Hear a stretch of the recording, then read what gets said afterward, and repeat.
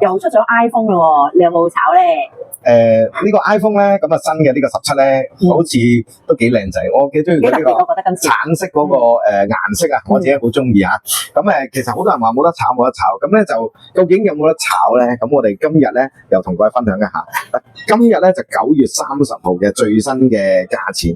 咁嗱，今期咧就有256啦、512啦、1TB 同埋2TB 啦。咁你估下邊一個係最有嗰個回收能力㗎啦？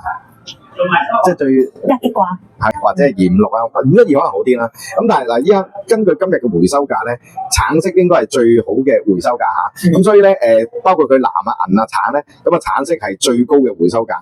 咁我哋以橙色為例啦。咁如果1G嘅話咧，大概咧，如果即係唔開盒啊，跟住就咁即係攞完貨，跟住即刻去某商場啦嚇，旺角某出名嘅商場咧，咁今日嘅回收價賺咧差唔多有1900至2000蚊嗰個即係利潤啦。咁即係當然講即時啦咁樣。咁如果512咧，咁大概有1500度啦。咁如果256咧都有1500蚊度嘅，係啦。咁2TB 咧就最少嘅，咁應該唔到1000蚊嘅，即係嗰個差價。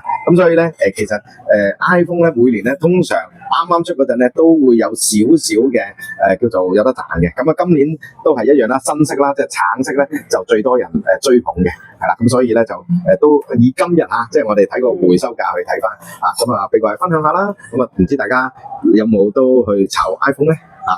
歡迎有啲咩睇法都係留言俾我哋啊！